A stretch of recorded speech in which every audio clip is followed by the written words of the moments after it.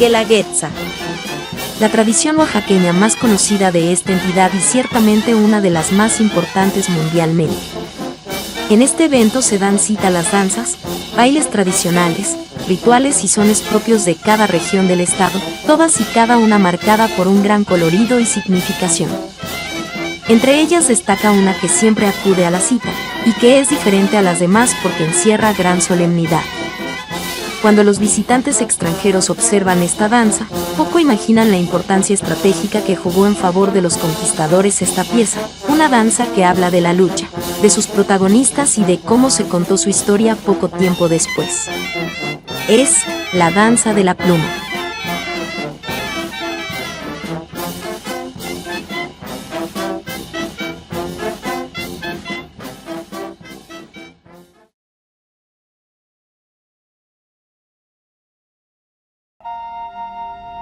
Hernán Cortés, el hombre que, con su astucia, o bien, con simple obra de las condiciones a su favor, logró conquistar el que entonces era el imperio más poderoso de lo que algún día sería México. Antes de convertirse en el primer hombre en ser señalado como villano de la historia de México, por 3 siglos, fue el prototipo de héroe para sus connacionales, lo que le valió entre otras cosas el título de Marqués del Valle de Oaxaca.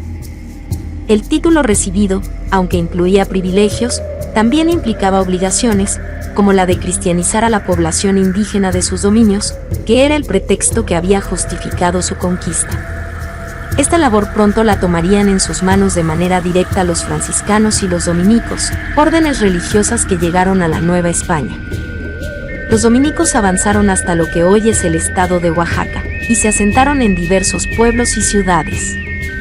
A pocos kilómetros de Antequera, hoy Oaxaca de Juárez, desempeñaron parte de su labor en un poblado llamado Coyolapan, y que el tiempo transformaría en Cuilapan.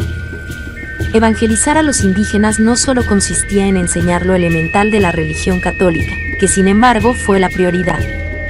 En muchos casos, la labor también consistió en difundirles la cultura e historia europeas. El teatro, la música y la danza fueron partes fundamentales del proceso, y su ejemplo más conocido en la actualidad son las llamadas pastorelas.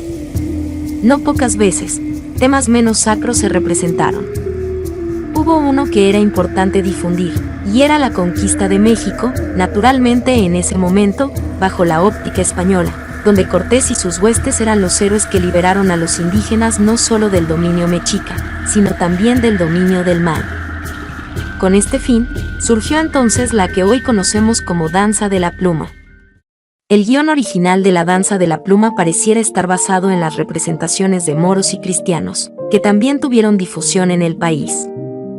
Para el caso de la danza de la pluma, hoy en día es conocido el Códice Gracida Dominicano, un cuadernillo manuscrito, que debió haber sido escrito hacia el siglo XVIII por los dominicos, con un matiz favorable hacia la conquista española, tan es así que el propio Hernán Cortés pareciera corresponderse más a la figura de un evangelizador que como un soldado conquistador.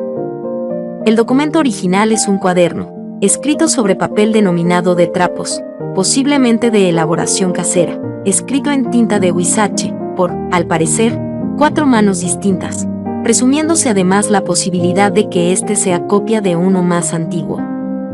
Presenta costuras en el lomo, y afortunadamente se conserva íntegro el texto, tan es así que cuenta con un parche sobre el que se realizó una corrección cometida por el amanuense.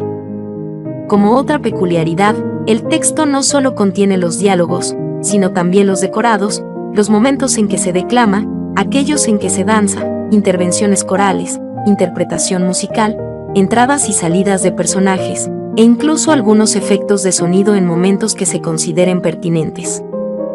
En sí, es un documento que servía perfectamente para el uso del maestro de la danza.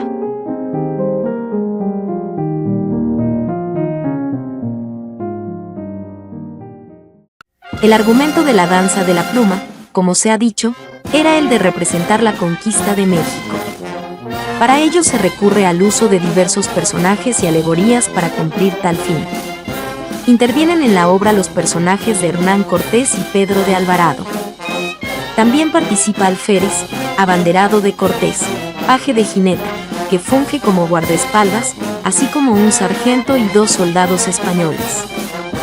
Aparecen, de igual modo, guatemos, que, aunque al parecer alude al nombre de Cuauhtémoc, representa más bien el papel de rey tlaxcalteca que se alía a Cortés en la obra. De igual modo, participa el capitán tlapaneco, también llamado Juan de Dios, intérprete y embajador de Cortés. El papel de Moctezuma es el del único tlatoani mexica que aparece en la obra, y con quien culmina la conquista, en contraste con los hechos históricos, donde la caída de la ciudad fue con el tlatoani Cuauhtémoc. Como aliados de Moctezuma, tenemos a 4 reyes, como el de Tlacopan y el de Texcoco, además de 8 capitanes, aztecas o mexicas, y tlaxcaltecas, 4 en cada bando. Caso particular es el de Malinche, ya que en realidad corresponde a 2 personajes, quizá a causa de alguna confusión que tuvo el autor de esta obra. El primero de ellos es el personaje de Doña Marina, que funge como la guía e intérprete de Cortés.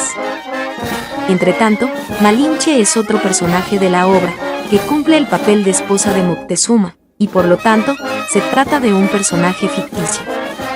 Cabe destacar que hoy en día aún intervienen ambos personajes en la danza, aunque en el caso de Doña Marina suele ser nombrada como Zahuapila o Cihuapila. De este modo, tenemos un total de 24 personajes en la danza. El desarrollo de la obra acontece del siguiente modo: Cortés decide embarcarse para iniciar la conquista, llegando entonces a Tabasco. Entretanto, el rey de Tlaxcala tiene una visión donde es advertido de la llegada de Cortés. Posteriormente, el conquistador desembarca en Veracruz, a lo que enseguida se entrevista con el señor de Tlaxcala, aliándose con este. Todos ellos se dirigen a Iztapalapa, donde envían una embajada ante Moctezuma. El tlatoani es advertido por su esposa de funestos presagios, y le recomienda recibir a los españoles. Moctezuma ignora lo anterior, a lo que los reyes aliados hablan de la culpa que tendrá el gobernante ante los males que se aproximan. La historia continúa con una conversación entre Alvarado y Moctezuma. La esposa de este advierte a Marina que el tlatoani le ha tendido una trampa a los españoles y sus aliados, para intentar ahogarlos al cruzar el lago de Texcoco. Enseguida, los reyes mexicas deciden atacar a los españoles y tlaxcaltecas. Moctezuma, mientras tanto, envía a su capitán como embajador ante Cortés, quien, tras dialogar con este, pone un ultimátum al tlatoani, a lo que entonces el gobernante se reúne con el conquistador, para culminar con la declaración de guerra, la batalla final y la rendición de Moctezuma y su imperio. Como se aprecia, la obra cuenta con una diversidad de anacronismos. A pesar de no apegarse rigurosamente a los hechos históricos, en esencia cuenta de manera global la conquista, pues se relata la llegada a Tabasco, el desembarco en Veracruz, la alianza tlaxcalteca, la noche triste, y finalmente, la caída de la ciudad. En sí, la obra, más que contar el hecho de manera fidedigna, pretendía servir como argumento catequético en el proceso de evangelización de los indígenas. De allí su cierto matiz que refiere también a la intervención divina para justificar los hechos. Existen además ciertos puntos de opinión que tratan de explicar el por qué se creó esta danza en dicho contexto. Uno de ellos parece evocar a la conquista de los mixtecos sobre los zapotecos. A su vez, los propios mixtecos parecían tener razones de despreciar a los mexicas, pues poco antes de la llegada de los españoles, habían sufrido la destrucción de Yanguitlán, una de sus más importantes ciudades en la época, de modo que enterados de la llegada de Cortés se aliaron con este. En consecuencia, el conquistador no los consideró como vasallos, y a su vez estos parecen ser lo apreciaron, como demuestran las ruinas de una de las casas de Cortés, en el poblado de Cuilapan. Aunque pudiera pensarse que la danza de la pluma es única en su género, en realidad está y estuvo emparentada con muchas danzas similares. La que actualmente guarda mayor relación con ella es la danza de la conquista, realizada en varias localidades del estado de Guerrero. En estos lugares, aún existe la ejecución de pasos dancísticos, paralelos a los diálogos que sostienen los participantes, por lo que ella nos da una idea aproximada de cómo se llevaba a cabo la danza de la pluma originalmente.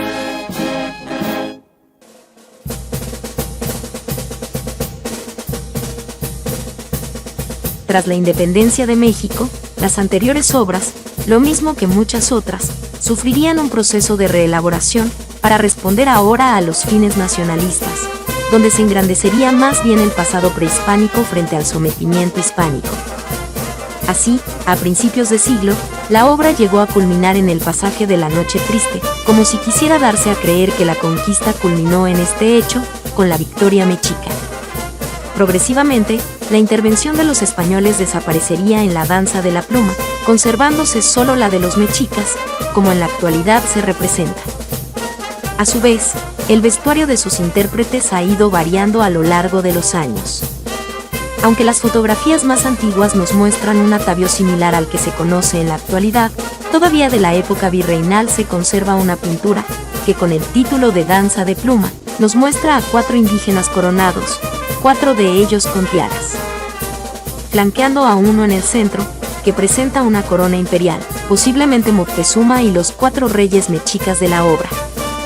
Visten camisa y calzón de manta, aunque curiosamente con terminaciones en encaje, lo que nos habla de que no sería la ropa de uso de dichos indígenas, sino solo una vestimenta exclusiva para esta danza. Cada uno de ellos porta una capa roja, y lo que pareciera ser una pechera, aunque sin saberse exactamente el material de esta. En las manos portan una rodela y una macana, algo interesante, ya que actualmente la macana sigue siendo un elemento de los danzantes de la pluma, no así la rodela, sustituida por una sonaja.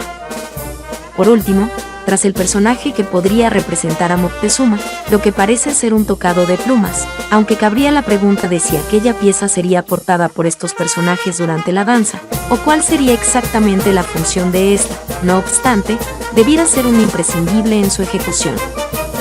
Y quizá el motivo que daba nombre a esta danza. La danza de la pluma hoy en día sigue siendo valorada por las comunidades en que se ejecuta, y aunque muchas de ellas disputan el origen, el consenso sigue atribuyendo el origen a la población de Cuilapan, donde en su honor se encuentra una estatua que conmemora aquel hecho. La danza sigue siendo motivo de identidad local y una de las mejores cartas de presentación del lugar. En ella se ve unido el pasado y presente de diversas épocas, todas y cada una comprendiendo la historia a su modo.